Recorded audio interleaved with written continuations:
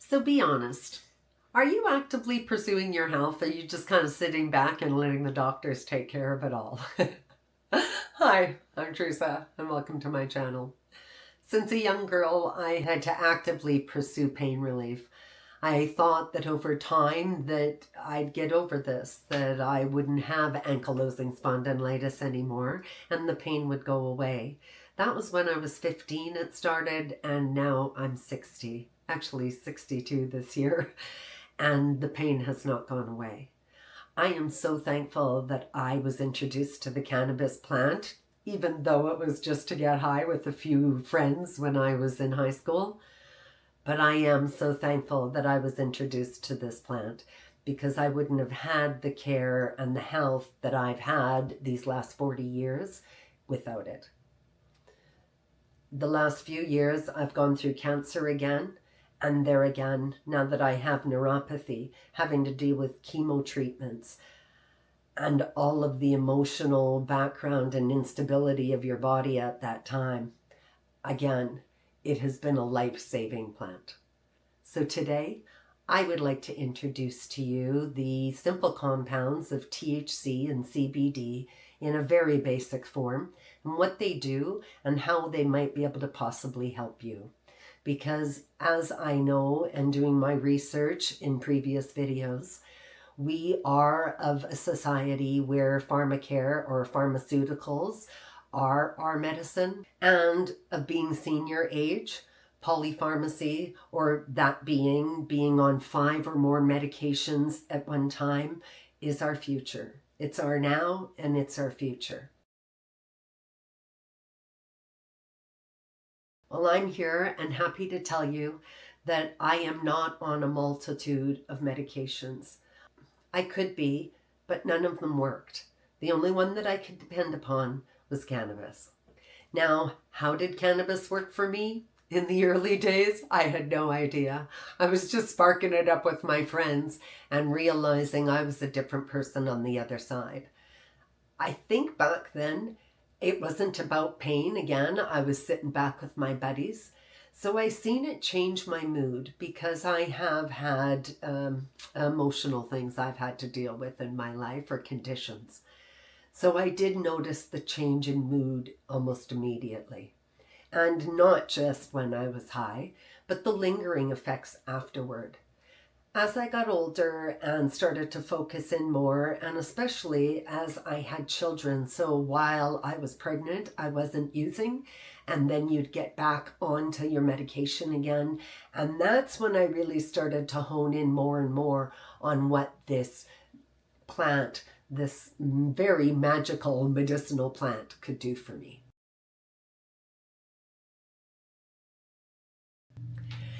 Have you ever walked into a dispensary before? Do you even know what to ask when you go there? Today we're going to look at the raw materials of CBD and THC from the cannabis plant, and why doing is the only bridge between your pain and personal freedom. So let's talk about the reality. The endocannabinoid system, it's like a thermostat. It regulates your pain and your inflammation. This system wasn't really discovered until the late 1980s. Well, in 2013, a survey was done, and less than 13% of medical schools even educated or talked about the endocannabinoid system. Because this system hasn't really been talked about in medical schools, it's pretty easy to understand how doctors might not be able to engage with you or even understand how this plant can work as a medicine. It can help with pain, mood, and even chronic migraines. So this is where your informed advocacy begins. Our skin is filled with thousands of CB1 and CB2 receptors. These receptors are also found all over our body. They're in our central nervous system, our digestive system, our immune system, our endocrine system, our spleen, our cardiovascular, our urinary tract, and even our reproductive system. THC, or tetrahydrocannabinol, that's the main psychoactive compound in a cannabis plant. It's the part that's gonna get you high. I think that's why everybody steers clear of this plant, is because they feel that the moment they ingest it in any way, shape, or form, that they're not going to be in control anymore, or that they're going to be all paranoid and be hiding somewhere because they've heard stories. Well, I'm sure we've all heard stories about people that drink too much too, but that doesn't mean that when I'm going to have my first sip of alcohol that I'm going to be, hey, putting a lampshade on my head. People typically use THC to relax, to stimulate their appetite, or manage pain. But because of its psychoactive effects, high doses could send you into those situations where you're a little bit off kilter, your perception is off, or you may even be paranoid. So THC interacts with your CB1 receptors to influence your pain receptors. In a previous video, I talked about putting lotion on points of pain. So for me, my neck, my hip, my hands, because of neuropathy, when I put that lotion directly onto my skin, it takes care of that pain right on contact. It numbs those receptors and binds to those receptors to dampen or cool off that pain that's coming through, that sparking that's coming through the nerves or the misfiring. Something that's very interesting is if you do have chronic pain or have had disease for a long time, your body will produce more and more CB1 receptors. Research has shown that THC it's anti-inflammatory, antispasmodic, it's an analgesic, so for pain relief, neuroprotective, which helps protect the nerves. That's why I think it really helps with that neuropathy, constant stinging and poking. As well as there's research into the fact that THCA, which is the non-psychoactive before you've decarboxylated it, that it still has anti-inflammatory effects as well. Next is CBD. Cannabidiol. Unlike THC, CBD does not have a psychoactive effect. So no matter how much you take, it's not going to latch onto those brain receptors and change your perception. Many people use CBD to feel relaxed as an anti-inflammatory or to help with sleep and anxiety, kind of the same as THC, without having any of those psychoactive effects. Now, CBD targets your CB2 receptors. They modulate your immune response. And this kind of helps overall with that structural stiffness. I usually say that my carcass is much happier when I'm on CBD. By using a topical, it really gets to those localized areas, and the cannabinoids will bind to those skin layers without getting into your bloodstream and having those psychoactive effects as well. The therapeutic actions of CBD are analgesic, anti-inflammatory, antiemetic, antidepressant, anti-tumor, and antipsychotic. You can think of THC as the gas pedal and CBD like the brake pedal. A lot of people like to use the two together, and so do I. Depending on what I'm needing or even the time of year, that also varies what it is I might be looking for.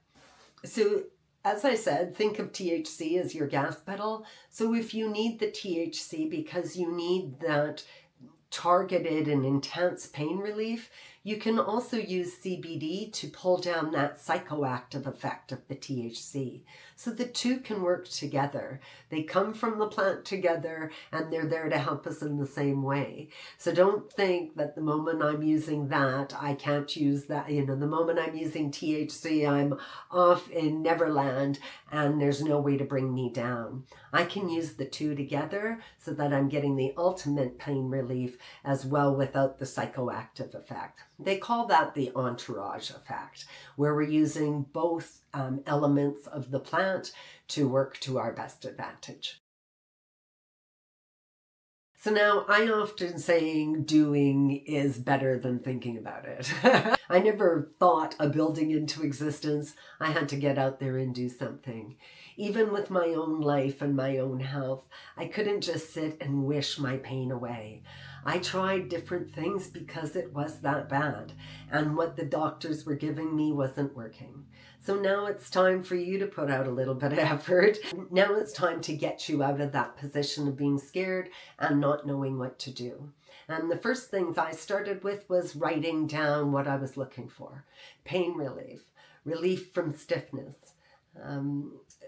relieving my mood, calming down, because when you're under pain all the time, it can have you in a very elevated state. I wanted focus during the day, so my pain wasn't dampening my focus. I wanted to be able to sleep. I wanted better appetite. So what I'd start off with is maybe a bit of a pain record. Take a week and start writing down what it is that you have problems with and what you would like relief from. It'll give you a point of focus, and I also believe in only introducing one thing at a time. You don't want to tackle all your problems. Nobody wants to tackle all their problems. So say it's pain relief. So now that you know it's pain relief, does it hurt more in the morning, during the day, in the evening?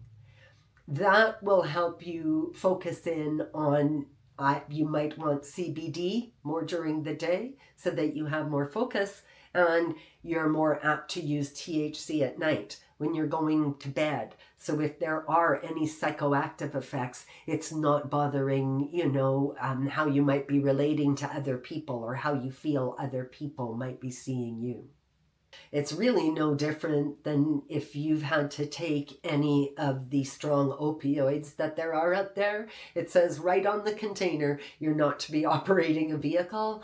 So there's really no difference when it comes to the fact that you might take in this medicine and you'll want to lie down for a while, or you won't feel like doing anything. There are a lot of medications out there that bring relief in that way. Just as I have more than one condition, you may too. So working through this and finding the correct cannabinoid that works for you is all the difference. It is very individual, just as all medications are. We'll go back to a doctor, they might give us a new medication or alter our dosage. The same is true for cannabis. Your relief is only as good as the materials are. So as much as there's a black market out there, or you could grow them on your own, if I may advise, to begin with, you'll want to go to reputable sources. You want to make sure that what it is you're testing has been tested. Unregulated products are a bit of a risk. You never know how it is that they're grown, what they might be sprayed with, toxic chemicals, pesticides, and so on. So you deserve a better standard for your healing than that. When your doctor hasn't been taught the endocannabinoid system, you're going to have to bridge the gap.